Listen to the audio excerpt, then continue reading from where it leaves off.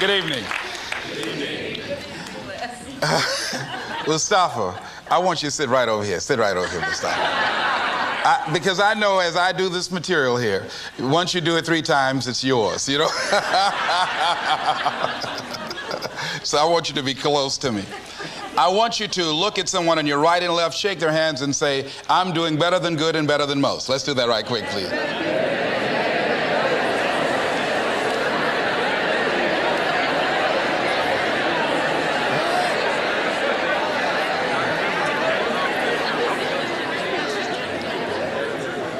All right. I'd like to talk with you this evening about being hungry. Somebody said, I'm hungry. It is something I like to share some ideas and thoughts with you. I'm not asking that you believe anything that I say. I'm not asking that you agree with me. I'm merely asking that you stand on and in the conversation that we'll share with you this evening.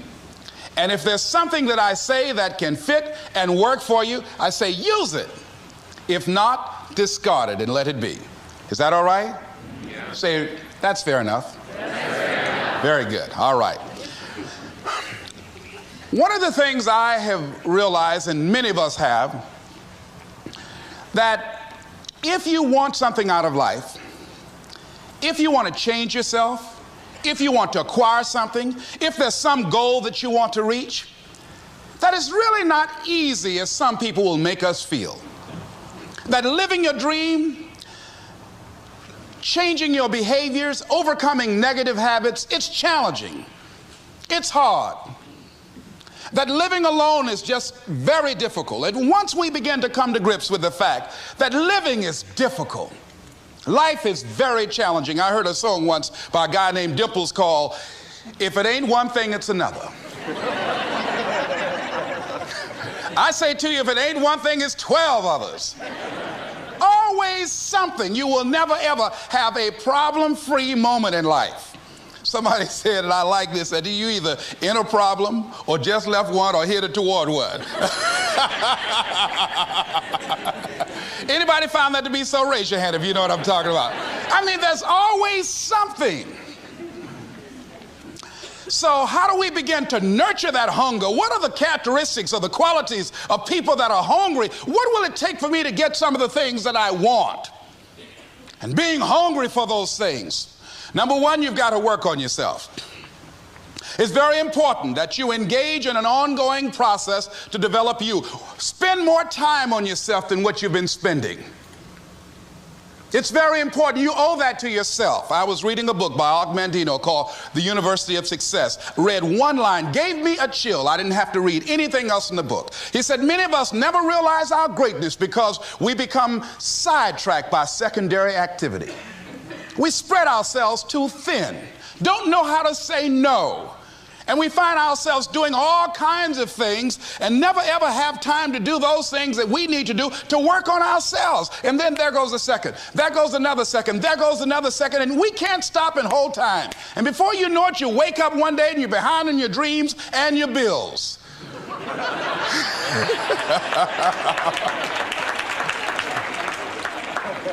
So decide that you're going to take some time to work on you, that you deserve that from yourself, that your life deserves some prime time because you are creating your own production. As Michael Todd would say, you are the star of your show. You are the director. You're writing the script. And you will determine whether your life is a smash office hit or flop. You determine that. Working on yourself, talking to yourself. That's so very important. Overcoming the negative conversation, that inner dialogue that's going on all the time, even when you don't want it to be there. You can't stop yourself right now from thinking. You can't do it. It's going on. And so learning how to empower yourself, part of doing that is standing up to yourself. You've got to stand up inside yourself sometimes and say, shut up. You've got to do this. I was going to give a presentation, and this voice inside of me saying, you can't do this. You don't have everything it takes. I shut up. I'm behind on my bills and you're telling me what I can't do. I have got to do it. You'll get scared sometimes. Your mind will go blank on you. Some people you will allow to unnerve you. And you wonder, what's wrong with me? I'm not crazy. That's why you've got to learn to make a conscious, deliberate, determined effort to stand up inside yourself. Working on yourself, watching that inner dialogue, it will determine the quality of your life. I don't believe this. I know this. I've had a challenge of losing weight. I'm walking through the airport, this voice say, why don't you have some M&M peanuts? No!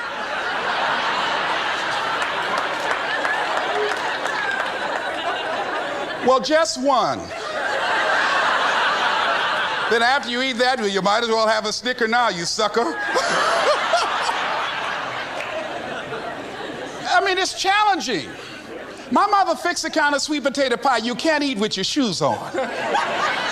Have to take your shoes off so you can wiggle your toes. It sticks on my fingers. It says, eat it. One little bite won't hurt.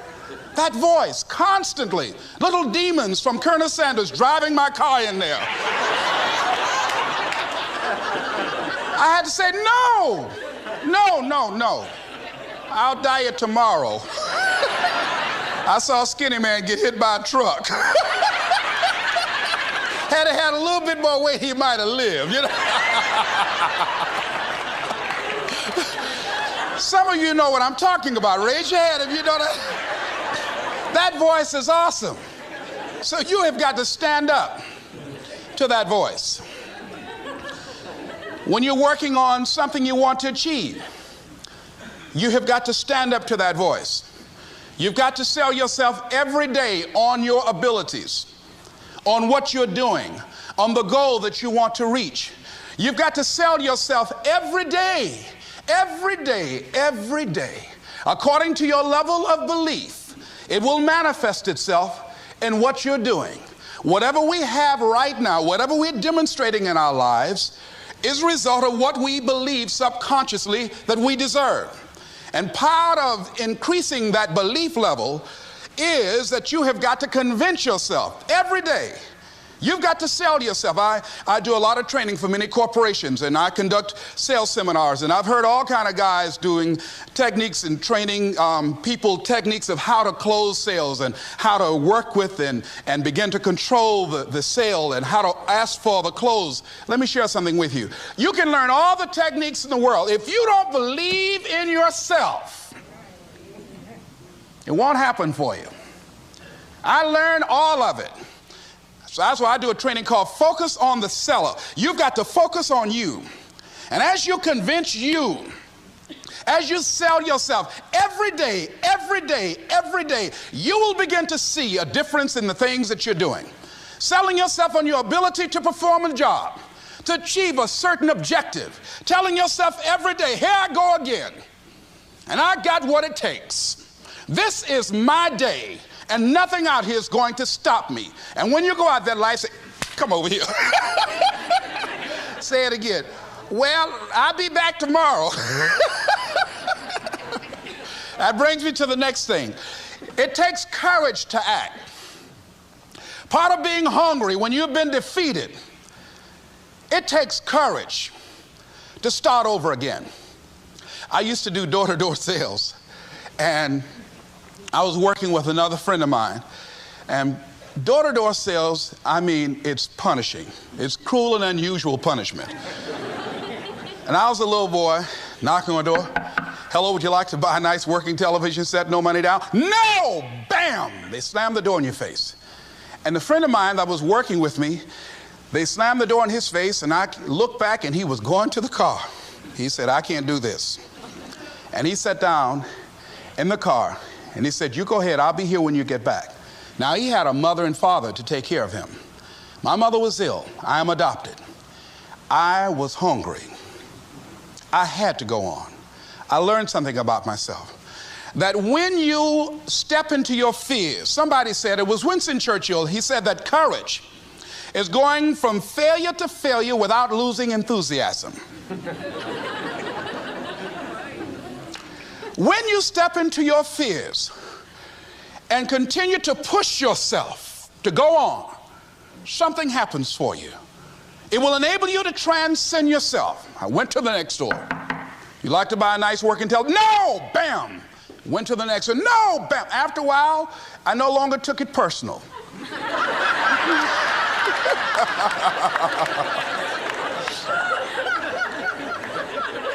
And I began to play a game. I said, well, I know there's a yes out here somewhere, and I'm going to keep on till I find it.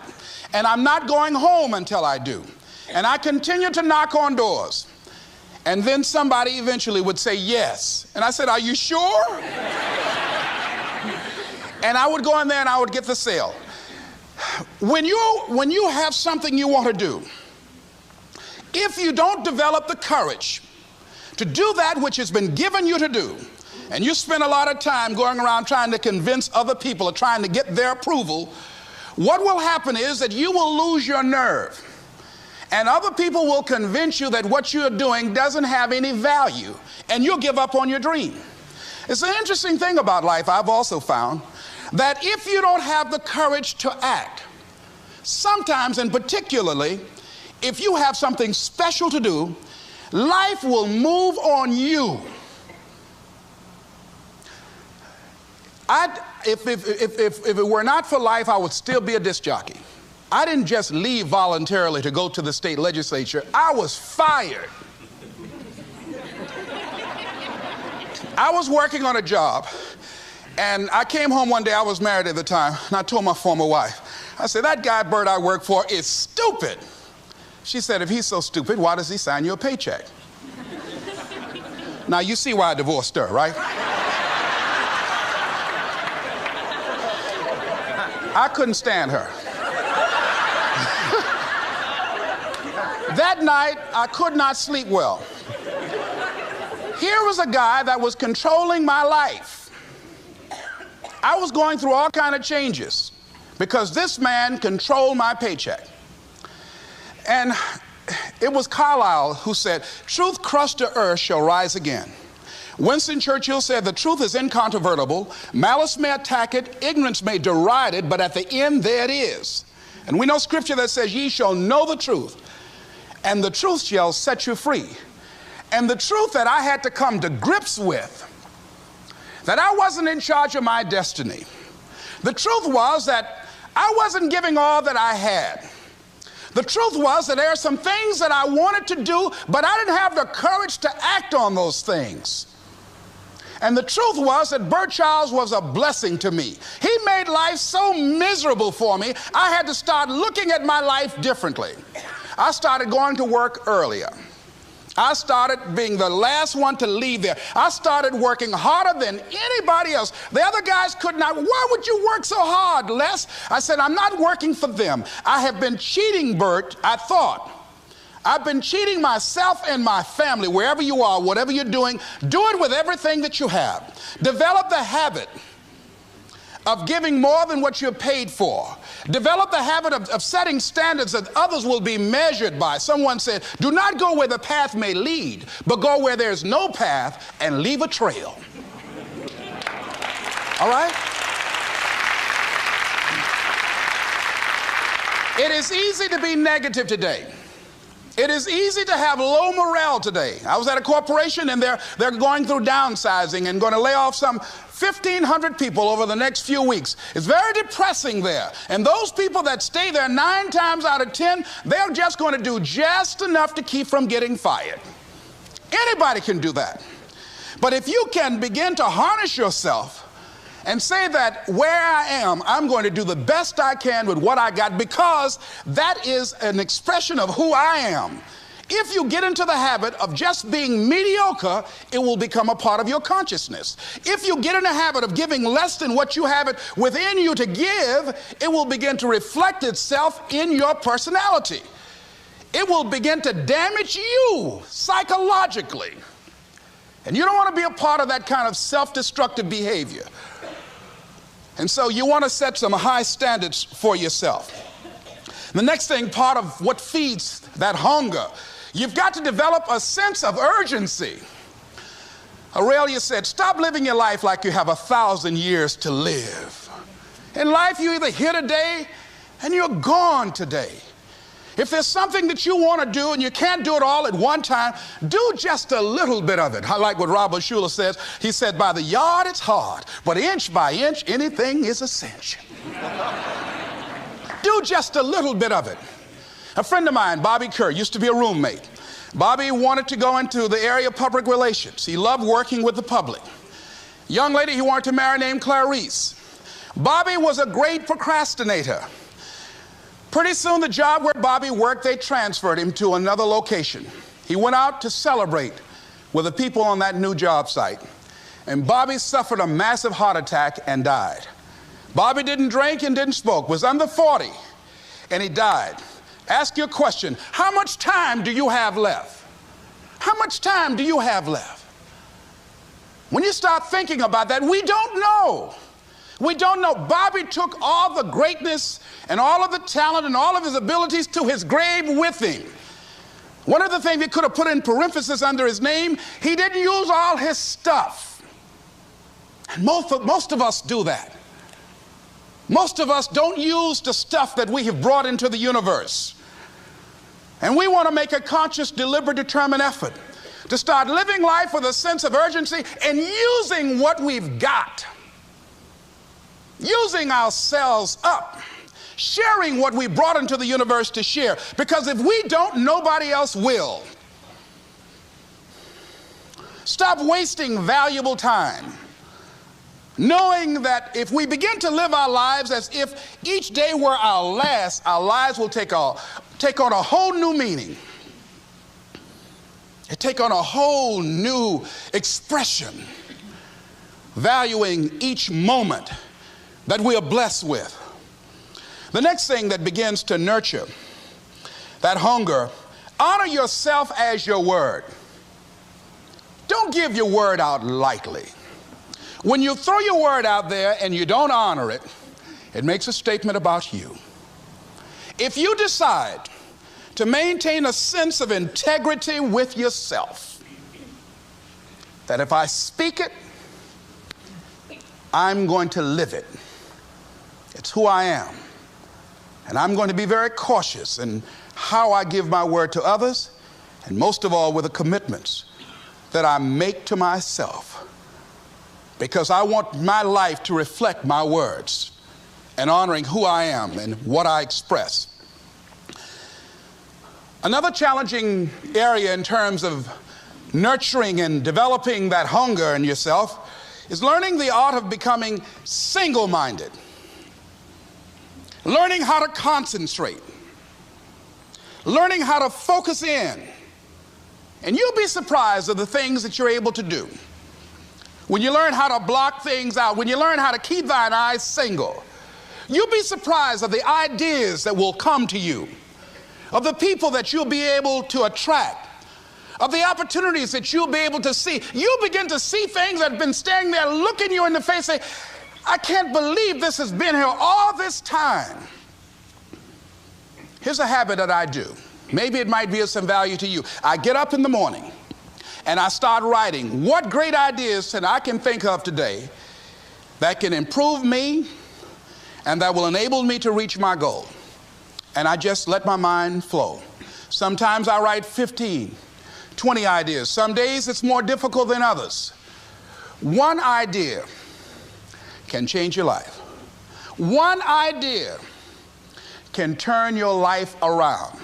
Deciding that you're going to focus to develop your skills. A guy was the new owner of a baseball team that was in the basement of the league when he took it over. He went to the pitcher and he said, what is your best throw? And he said, well, I got a good curveball and I've got a good fastball. And he went on talking about his different throws. He said, but tell me this, what is your best throw? He thought for a moment. He said, I've got a good fastball. He said, that's all I want you to work on. Nothing else. Just develop your fastball. The next year, they went to the World Series. Most people don't know where their fastball is. Most people go through life never discovering what their talents are. Most people never develop their talents. They have skills and abilities, but if you don't nurture them, if you don't develop them, they will never serve you. Your gifts can take you many places if you develop your gifts. Most of us don't like to do those things that come easy to us. I've always loved to talk to people. I decided, taking this advice, to develop my skills as a speaker. And my gift has developed and it's taken me many places. You have something that you brought to the universe, and that if you decide that my life deserves my developing this, what I do well, and becoming the best at it, and mastering myself, and seeing what I have within me, if you decide to drop your buckets where you are and develop your gifts, I grant you, you'll never ever be without. I grant you that your gifts will take you places that will literally amaze you. I grant you that if you begin to work to develop your gifts, you'll develop a strong sense of happiness. You'll get a larger vision of yourself, because part of beginning to get a larger vision of yourself, all of us need some area of our lives where we can have a feeling of competence.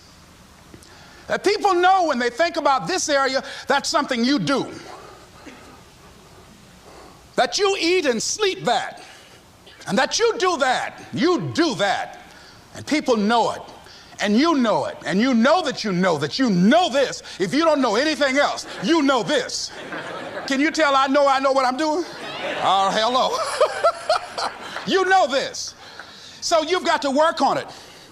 When other folk are having a good time, you've got to have the strength of character to concentrate, to read, to digest information. If you decide in any particular area that you're concerned about to make a conscious, deliberate, determined effort to read one book a month in that area, in 5 years, you'll be among the top 5% experts in the world. I read a minimum of 2 books a week. The average American reads only 1 book a year. If you decide that area that you love, that you are going to master that particular area, in this era of accelerated change, overwhelming complexity, and tremendous competition, as you begin to develop and expand your skills and your talents and your vision of yourself, you will always be in control of your destiny. The next thing is, whatever it is that you want to do, you want to do it massively. I have a friend who was telling me that his sales were down. I said, well, how many phone calls you make a day? He said, 25. I said, double them. Make 50 or 75 or 100. He said, oh man, that's just too much. What do you mean too much? You behind on your bills? You're talking about too much? You know one way to get back on your feet real quick is to miss 2 car payments? You talking about you're tired? There's no competition out here. Decide that you're going to push yourself. Most people won't do that. Most people give up on themselves easily. You know the human spirit is powerful. There's nothing as powerful. It's hard to kill the human spirit. They asked Benjamin Disraeli, a man who became the head of a country at a time when Jews were not allowed out after 10 o'clock. They said, how did you do it? How do you achieve it against such great odds? He said, nothing can resist the will of a people that will stake even their existence on the extent of their purpose for good. That when you have a made-up mind, when you decide that you want to do something, I was reading something the other day, he said, the power to hold on in spite of everything, the power to endure, this is the winner's quality. The hunger, the ability to face defeat again and again without giving up. This is a winner's quality. You have that quality within you. When you're hungry, you don't care about the facts. You don't care about the odds. Doug Williams played for the Washington Redskins, quarterback. John Elway of the Denver Broncos in the Super Bowl. Everybody was talking about Elway. After the Super Bowl, when Doug Williams made a historic passing game, they asked him, said, how were you able, in spite of all of the negative publicity saying that you couldn't win, how did you do it? He said, I ignored my critics. I just didn't pay any attention to them. I ignored myself because they kept on saying it so much. There were times I doubted whether or not I can do what I needed to do. There's a Doug Williams in everybody here. There's greatness in you. And you've got to learn how to tune out the critics outside and the critic inside. And since I'm going to do this, I'm going to harness my will. And I'm not going to let anything stop me. I deserve this. I'm going to do it until. And this friend, I told him, said, start increasing your calls. I said, I make 100 calls a day. I got a callus in my ear. My ear kind of dark. You can't see it, but it's there.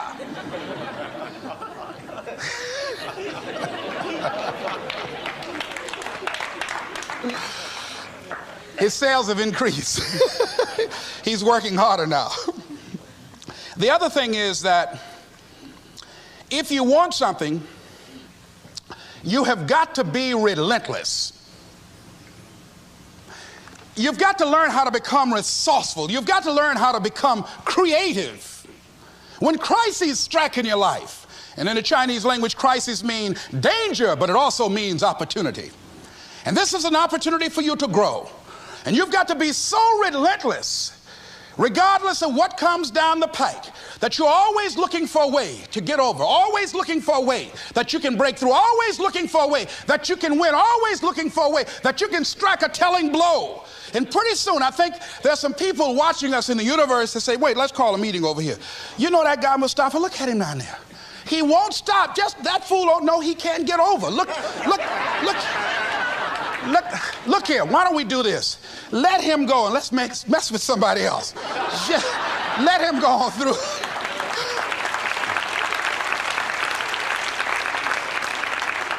Life will just get tired of whipping you sometimes. And just say, let's just let this one go.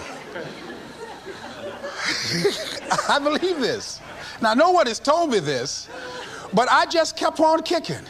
I didn't have sense enough to stop. I was intelligently ignorant. I didn't know what I couldn't do. So I just tried anything. And the fascinating thing about life, because you can't get out of it alive, you might as well have a good time, you know? You might as well have a good time. Live your life with passion, with some drive. I was giving a seminar the other day, and I mentioned that I was going to do some training in August with some young teenagers and take about 100 away to a 2 or 3 day camp and wipe them out. Been working on this. So after the speech, one of the parents walked up to me and said, Mr. Brown, I'd like for you to do something for my son. He's not motivated.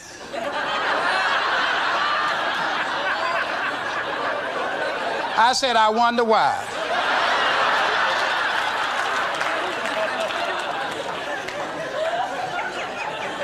I wonder what's wrong with him. He had no fire whatsoever. See, what you do speaks so loudly folk can't hear what you're saying. And so if you don't have any fire, you know, you've got to watch the people, the relationships that you develop. Have people of kindred mindsets. If you're around folk who are dead and negative all the time, they will affect you. You want people that are around you that have smiles on their faces, looking good. I was telling a group last week, Abraham Lincoln refused to hire a guy because of his face. They said, but the guy can't help it. He said, anybody over 30 is responsible for their face. If you have some depressing face looking at you every day, it affects your blood pressure. Keep these dead faces away from you. It's contagious. This is serious. So you've got to watch your countenance, watch your face, have an uplifted expression, watch your body posture.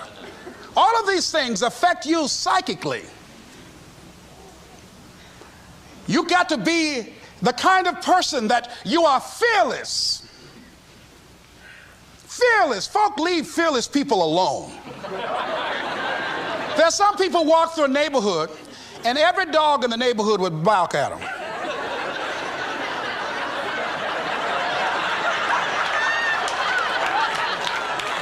But there's some people come through and ain't nobody gonna mess with this.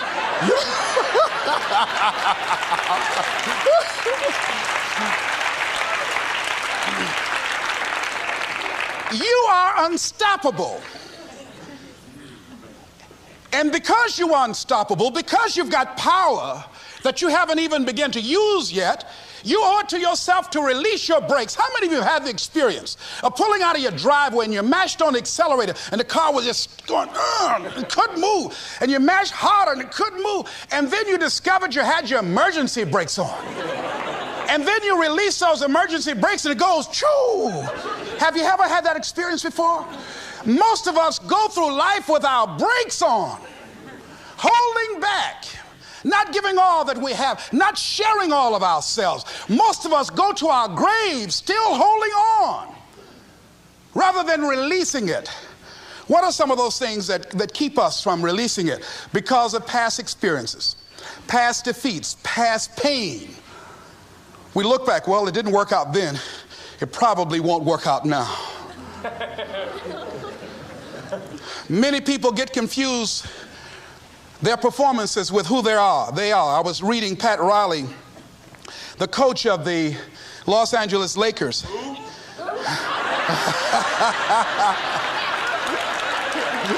But you're going to like this quote here. After the Trailblazers had blown them out of the water, and I'm sure he said this last night, they asked him, how do you feel? He said, tonight we were exposed for what we are right now. You see? That if my speech tonight doesn't work, it doesn't mean that I'm a bad speaker. It means that what I did didn't work tonight.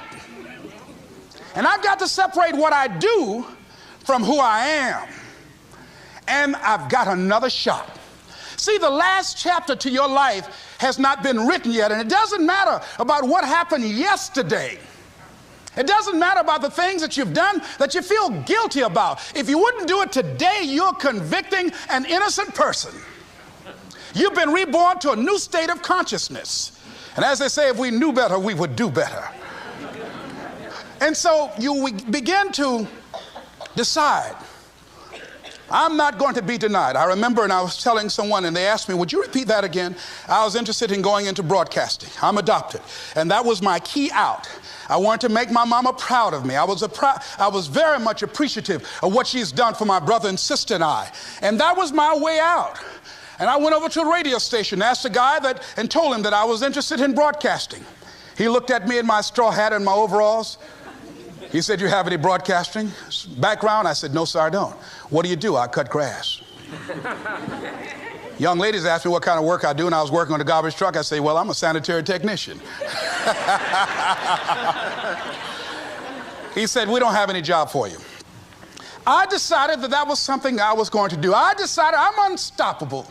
I'm going to go up in here and I'm going to do this. I started going to the radio station every day, developing a relationship with the people that were doing what I wanted to do. And that's what I encourage you to do. Whatever area you want to go in, find people that are doing it the way you want to do it and develop a relationship with them. When I decided to go in this area, I wrote letters to Dr. Norman Vincent Peale, to Zig Ziglar, to Dennis Waitley, all of the giants in this area. And I said, this is something I want to do. I've been following your career. Would you help me?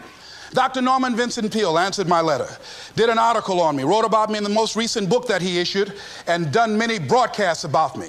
I'd wanted to develop a relationship and rapport with those people that were achieving those things that I wanted to achieve. By the same token, I would go to the radio station, and I developed a relationship with the guys. And they used me as an errand boy when they needed some food or someone to go pick up entertainers that came into town. Temptation singing My Girl, Jerry Butler singing For Your Precious Love, Sam Cooke singing Darling You Send Me. I would pick up the entertainers at the airport and drive them around in the disc jockeys, big Cadillacs. They didn't have any driver's license, but I was acting like I had some.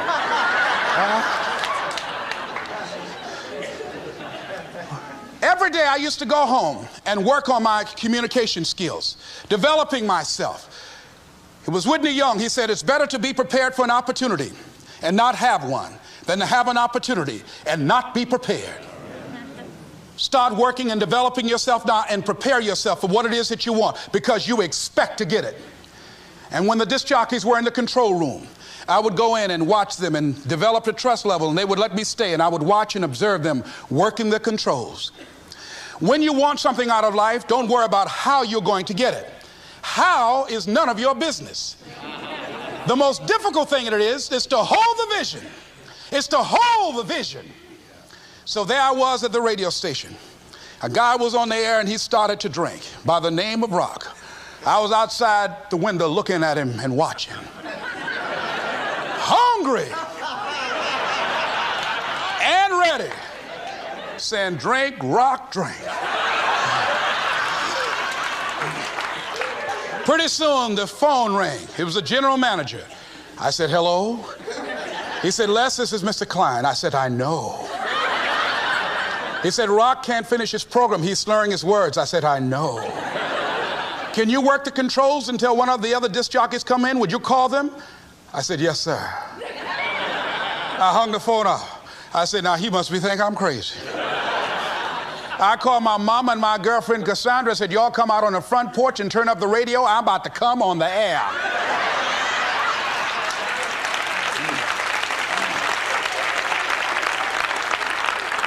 I waited about 15 minutes. I called him back. I said, Mr. Klein, I can't find nobody. He said, well, why don't you go in there and work the controls until they get there? And don't say nothing here. I said, yes, sir. I couldn't wait to sit down at that turntable, Mustafa. I said, look out, this is me, LB, Triple P, Les Brown, your platter playing Papa. There were none before me, and there will be none after me. Therefore, that makes me the one and only. Young and single and love to mingle, certified, bona fide, indubitably qualified to bring you satisfaction and a whole lot of action. Look out, baby, I'm your love man. I was hungry.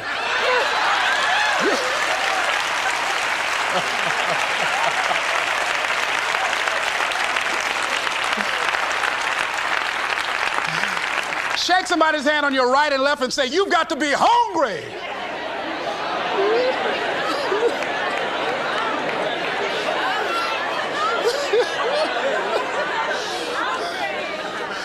Boy, y'all something else. You hear me? You want to be persistent about what it is that you want to achieve. Alexander Graham Bell said, what this power is, I cannot say. All I know is that it exists, and it becomes available only when a man or a woman is in that state of mind in which he or she knows exactly what he or she wants and is fully determined not to quit until they find it. When our children are learning how to walk, how many times will your baby attempt to walk and fall and you just say, just sit down, don't try anymore, you've fallen 20 times. Just sit down somewhere, busting your lip and everything, getting in folks' way. When will a baby walk? It will walk when it walks. That's when it will walk. Les, when will you be known nationally as the motivator? I will be known when I'm known. That's when I'll be known. Don't get caught up in, well, I've tried it 4 or 5 times and things didn't work out. If there's something that you want and you're hungry for it, you've got to do whatever is necessary until. And when you give the best you can and that's not enough, you must do what is required. And don't give up on yourself. Don't throw the towel in so quickly. Many people give up on the 1-yard line, where if they have the determination just to keep on knocking. It's a funny thing about life. If you're home one day and someone is knocking on the door and you say, I don't want to be bothered today. And if that person just keep on knocking, say, can you believe that fool's still knocking? Pretty soon you say, what is it? What do you want? And that's how you've got to be about your dream. Some people, well, I guess ain't nobody home. I knocked on the door, but nobody came. I heard the television on and people were moving around, but I guess opportunity probably went out the back door. Oh, no. See, life is not just that simple. It's not that cut and dry. And that's why most people never realize their personal greatness, because they're casual about life. And when you are casual about life, you will end up a casualty. Life is serious business.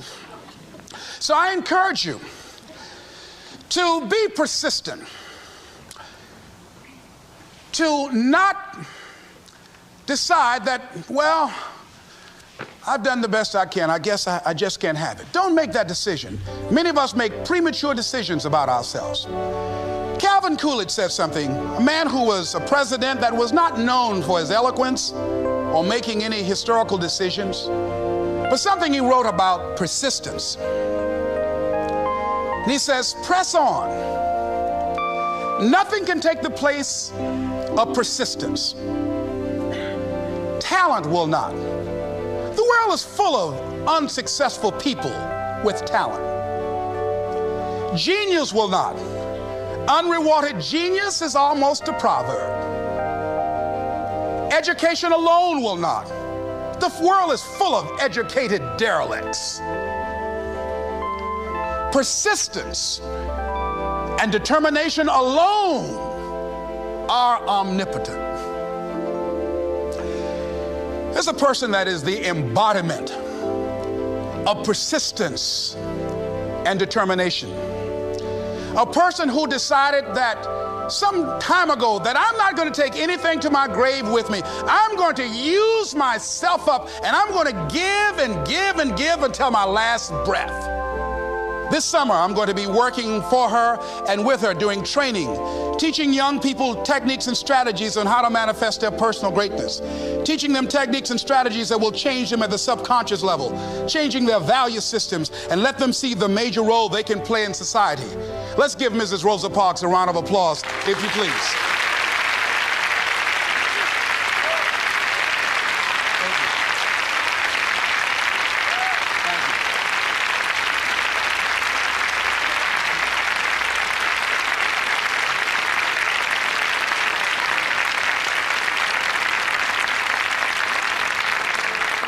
Here we are in the presence of greatness. Mrs. Parks, people over here couldn't see you. Would you come up? Could you? She's such a beautiful person.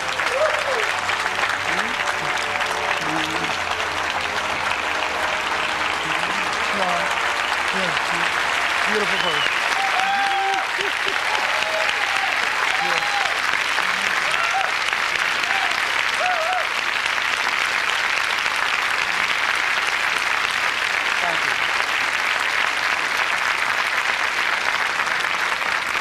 I encourage you to see Mrs. Parks and Mrs. Elaine Steele about the Rosa and Raymond Parks Institute for Self-Development. If you're interested in your children participating in that, they have some information over here to share with you.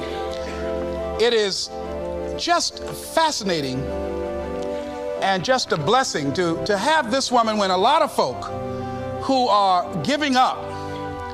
And here this year she celebrated her 75th birthday and still has a dream of being an instrument of change. And there is a Rosa Parks in all of us who made a decision at one point in time, standing on the platform of oughtness, as Immanuel Kant talks about in a book called Critique of Pure Reasoning, that there's certain things we know we ought to do. We just know it. We owe it to ourselves and those around us. I don't know what your dreams are. I don't know what your goals are. But let me leave this with you. Mine is to be the best son that I can to my mother. Mine is to be the best father that I can to my children, and to be the best servant that I can to humanity, and the best man that I can to the woman that I've decided to share my life with. Whatever your goals are, I know that you can achieve them. Here's something that I'd like to leave with you. It says simply that if you want a thing bad enough to go out and fight for it, to work day and night for it, to give up your time, your peace, and your sleep for it, if all that you dream and scheme is about it, and life seems useless and worthless without it, and if you gladly sweat for it and fret for it and plan for it, and lose all your terror of the opposition for it, and if you simply go after that things that you want with all of your capacity, strength and sagacity, faith, hope, and confidence, and stern pertinacity, if neither cold poverty, famish, or gout, sickness of pain of body and brain can keep you away from the thing that you want, if dogged and grim you besiege and beset it, with the help of God you'll get it. This is Mrs. Mamie Brown's baby boy, Leslie Calvin Brown, saying it's been a plum-pleasing pleasure as well as a privilege. Thank y'all.